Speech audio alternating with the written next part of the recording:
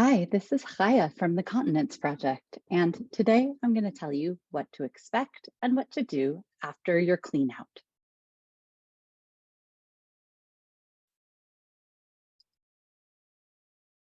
After the clean out comes the maintenance phase. The maintenance phase is the most important part of the treatment for constipation. Remember how constipation causes the colon to be stretched out like a worn out balloon? For it to go back to its normal size, we have to keep it from getting stretched out again. The way to do that is to take your medicine every day and make sure that you're having soft, easy poops every day.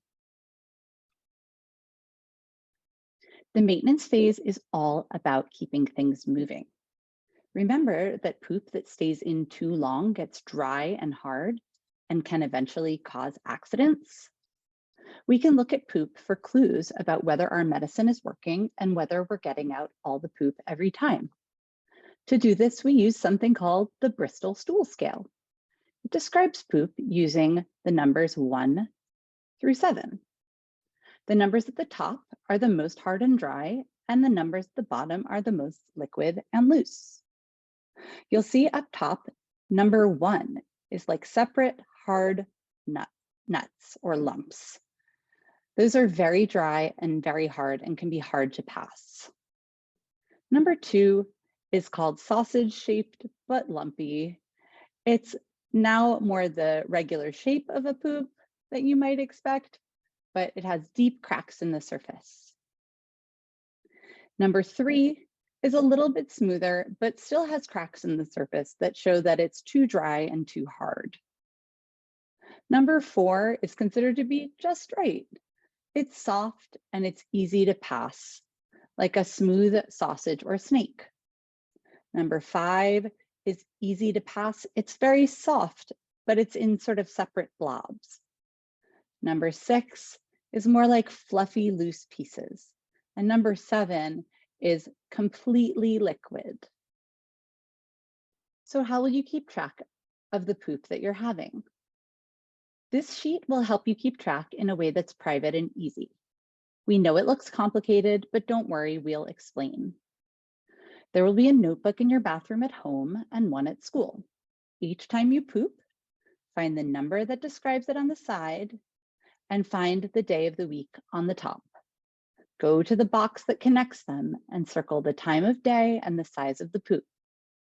For example, if you have a number 3 and it's Tuesday, find the square that connects them, connecting Tuesday and number 3. If you have that poop in the morning, circle morning. If your poop is big, circle big. Here's another example. Let's say that it's Friday and you have a number 4. You would slide across on the number 4 until you get to the Friday. And let's say it was again in the morning. Later in the day, you may have another number 4 in the evening. Just circle that too. That's just showing that you've had more than one. If you had a number 4 in the morning and a number 3 in the evening,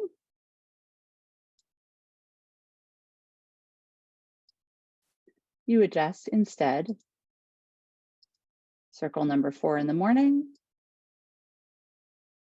and circle number 3 in the evening.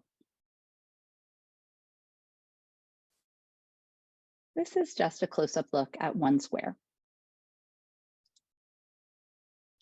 People sometimes talk about poop problems like a traffic light, green, yellow, and red. Green means you had a full, soft poop today. Everything is fine, and you keep going, doing exactly what you're doing. Yellow means you've had no poop for a whole day, or you've had a type 1, 2, or even 3. We may need to do some problem solving. Red, no poop for 5 or 6 days, or if you're having any stomach issues, or you're feeling sick to your stomach or feeling queasy. That means there is definitely a problem and you need to get that poop moving now. It's also normal that during your clean out, you'll have really loose poop. But if you're having 6 or 7 poops after that, number 6 or 7 poops, it's also important to tell a grown up. You may be sick or you may need your medication adjusted. If you keep track of your poop, your trusted grown-ups will know when you're in the green. But if you go a day without a poop, please let an adult know because they can help you right away instead of waiting until it's a bigger problem. Everyone's body is different, but most bodies will develop a routine. As your colon heals during the maintenance phase, you'll likely find that there are certain times of day when your body is more likely to poop. You can take advantage of this routine to keep yourself clean by planning to give yourself a few minutes to sit on the toilet to try and poop at the same times every day. Since pooping is your body's way of making room for the food that you have just eaten, the most likely times for your body to poop are first thing in the morning and 15 to 30 minutes after eating a meal. So you should try to sit after each meal and first thing when you wake up in the morning. It is going to take some time for your stretched out colon to get healthy again, so you might continue to have accidents for a while. That doesn't mean the medicine isn't working. Keep taking your medicine, keeping track of your poops, sitting during your scheduled times, and cleaning up well each time you poop. If you do these things consistently, eventually accidents will become a thing of the past.